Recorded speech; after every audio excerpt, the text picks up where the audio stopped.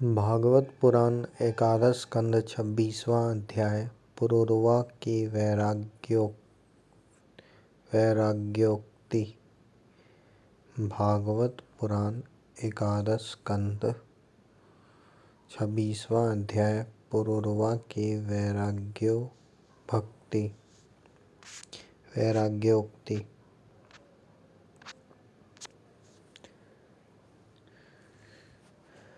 भगवान श्री कृष्ण कहते हैं, उद्धव जी, यह मनुष्य शरीर मेरे स्वरूप ज्ञान की मेरी प्राप्ति का मुख्य साधन है। इसे पाकर जो मनुष्य सच्चे प्रेम से मेरी भक्ति करता है, वह अंतःकरण में स्थित मुझ आनंद स्वरूप परमात्मा को प्राप्त हो जाता है। जीवों की सभी योनियां, सभी गतियां त्रिगुणमयी है। जीव ज्ञान निष्ठा के द्वारा उनसे सदा के लिए मुक्त हो जाता है। सत्व रज आदि गुण जो दिख रहे हैं, वे वास्तविक नहीं हैं, माया मात्र है।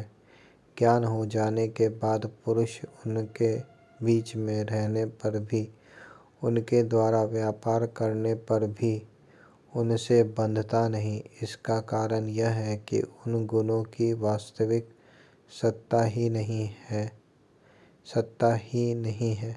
साधारण लोगों को इस बात का ध्यान रखना चाहिए कि जो लोग विषयों के सेवन और उदर पोषण में ही लगे हुए हैं, उन असत पुरुषों का संग कभी न करें, क्योंकि उनका अनुगमन करने वाले पुरुष की वैसे ही दुर्दशा होती है जैसे अंधे के सहारे चलने वाले अंधे की। उसे तो घोर अंधकार में ही भटकना पड़ता है। उद्धव जी, पहले तो परम यशस्वी सम्राट इला नंदन पुरूरवा उर्वशी के विहर से अत्यंत बेसुध हो गया था।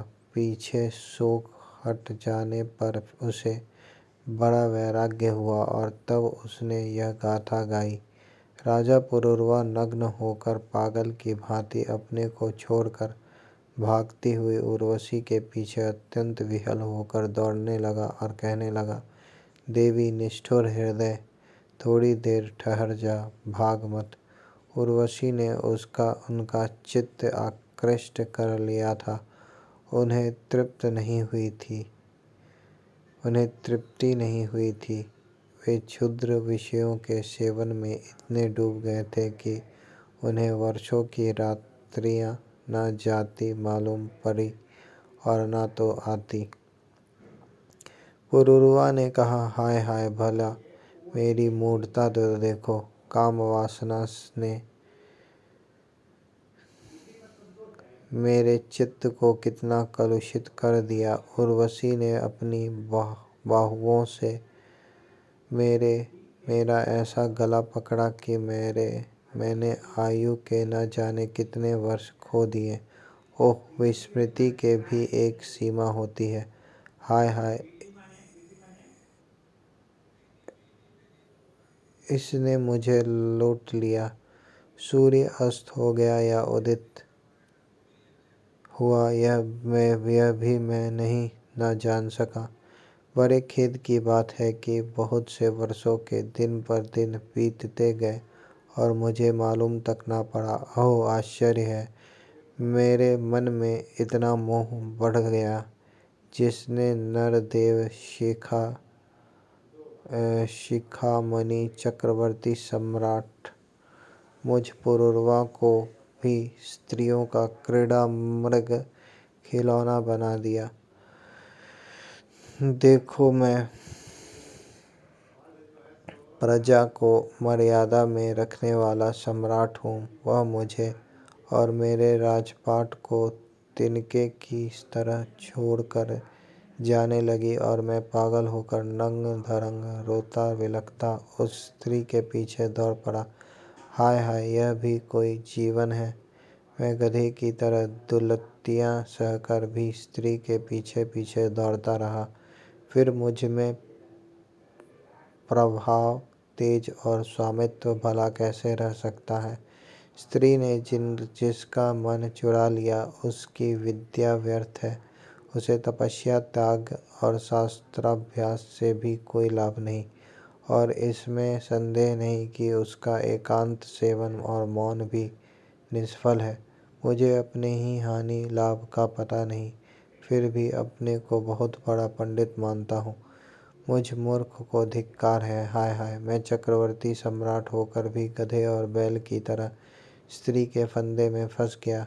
मैं वर्षों तक उर्वशी के होठों की मादक मदिरा पीता रहा, पर मेरी काम वासना तृप्त न हुई। सच है, कहीं आहुतियों से अग्नि की तृप्ति हुई है।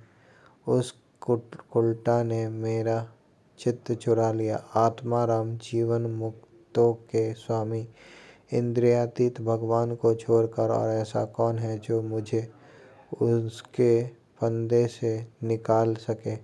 उर्वशी ने तो मुझे वैदिक सूक्त के वचनों द्वारा यथार्थ बात कहकर समझाया भी था, परंतु मेरी बुद्धि ऐसी मारी गई कि मेरे मन का वह भयंकर मोह तब भी मिटा नहीं, जब मेरी इंद्रियां ही मेरे हाथ के बाहर हो गई। तब मैं समझता भी कैसे। जो रस्सी के स्वरूप को न जानकर उसमें सर्प की कल्पना कर रहा है और दुखी हो रहा है, रस्सी ने उसका क्या बिगाड़ा है। इसी प्रकार उस उर्वशी ने भी हमारी क्या बिगाड़ा, क्योंकि स्वयं मैं ही अजितेंद्रिय होने के कारण अपराधी हूँ।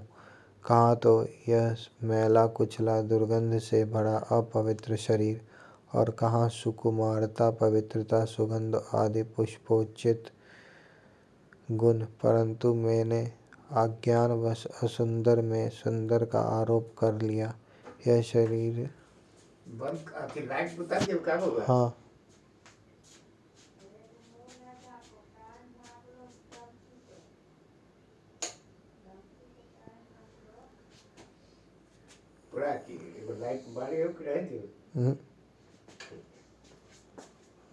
परंतु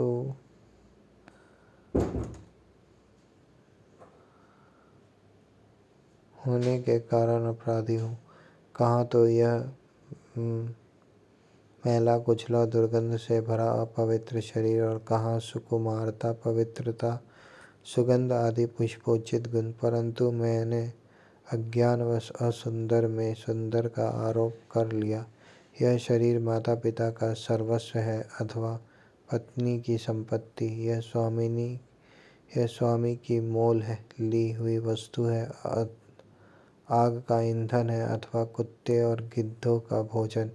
इसे आप कहें अथवा सुहृद संबंधियों का, बहुत सोचने विचारने पर भी कोई निश्चय नहीं होता। यह शरीर मल मूत्र से भरा हुआ अत्यंत अपवित्र है।